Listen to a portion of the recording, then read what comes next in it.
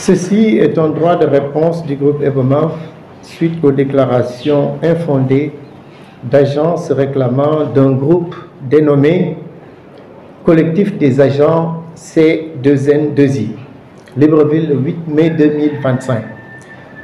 Le groupe Ebomaf tient à apporter un éclairage essentiel à l'opinion publique et aux parties prenantes suite aux récentes allégations de certains agents de la Compagnie nationale de navigation intérieure et internationale, la C2N2I, accusations qui, faut-il le déplorer, relèvent d'une grave déformation des faits et d'un malentendu sur la nature et les termes de la concession en cours.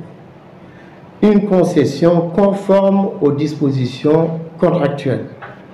Le groupe Ebomaf rappelle que la convention signée entre l'État du Gabon et Ebomaf porte sur la concession d'exploitation de certains services de transport maritime. C'est dans ce sens que les activités traditionnellement dévolues à la CENI ont été concédées aux concessionnaires. Selon la dite convention, les deux parties étaient liées par un accord de concession qui inclut des conditions suspensives. Entre autres, il s'agit pour le concédant de remettre aux concessionnaires des titres fonciers des sites de Akaye à Libreville et des sites de Port-Gentil.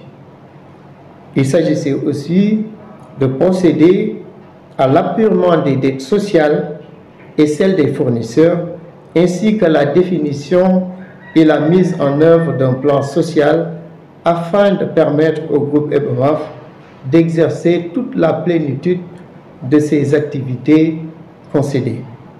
Cependant, dans la réalisation de la concession, le concessionnaire a buté sur un certain nombre de difficultés qui entravent la mise en œuvre du projet.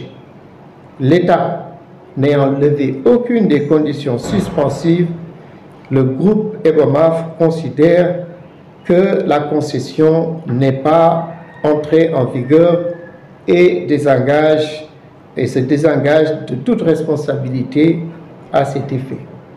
Il est donc très clair que pour le groupe Ebomaf, la concession est nulle et de nul effet. En effet, dans l'opérationnalisation de la concession, le groupe Ebomaf s'est rendu compte que les sites de la C2N2I devant être mis à sa disposition n'appartient pas vraiment à la CENI mais à un privé.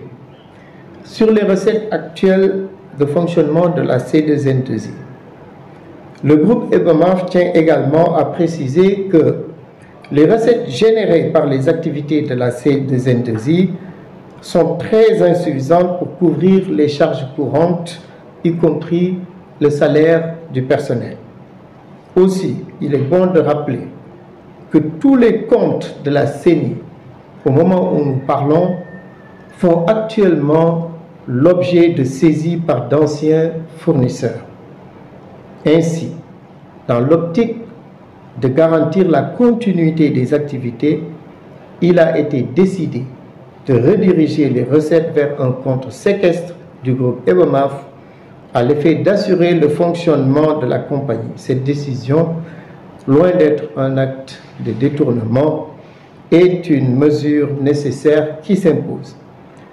Clarification sur la direction générale de la CENI. Contrairement aux affirmations de certains agents, l'actuel directeur général n'a nullement été écarté de la gestion du groupe Ebomaf.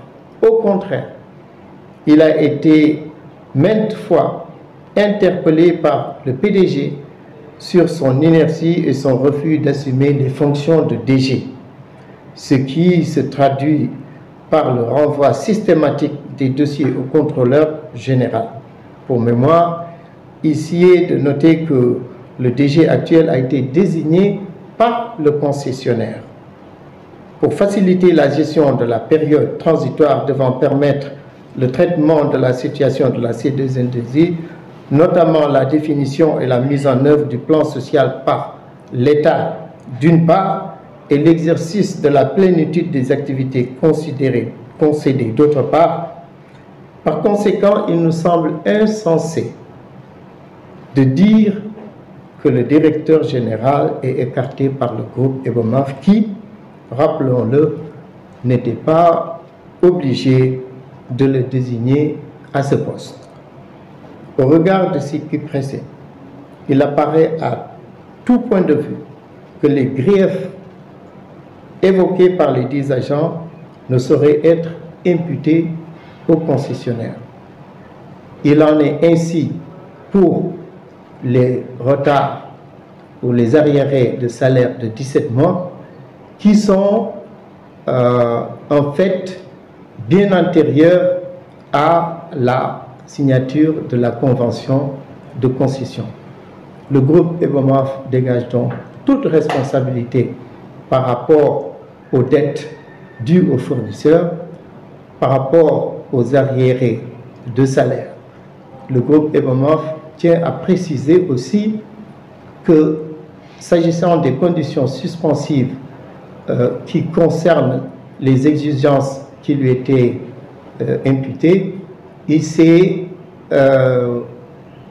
a agi en surpassant toutes les demandes faites par le concédant en investissant dans plus de 5 navires alors que la concession demandait 2 navires. Nous sommes à aujourd'hui plus de 7 navires, dont 4 qui sont déjà sur place, et nous avons l'ambition d'accompagner les autorités du pays pour le développement du transport maritime, pour faire du Gabon un hub de transport à la fois intérieur et international. Je tiens donc à préciser que pour le groupe EBOMAF, la convention de concession signée le 23 février 2024, nous la considérons comme nulle et de nul effet compte tenu de l'absence de respect des conditions suspensives, notamment la mise en œuvre du plan social. Et par plan social, il faut comprendre le règlement des arriérés de salaire, le paiement des dettes fournisseurs, le paiement des cotisations dues aux institutions sociales telles que la CNAMGS et la CNSS. Je vous remercie de votre attention.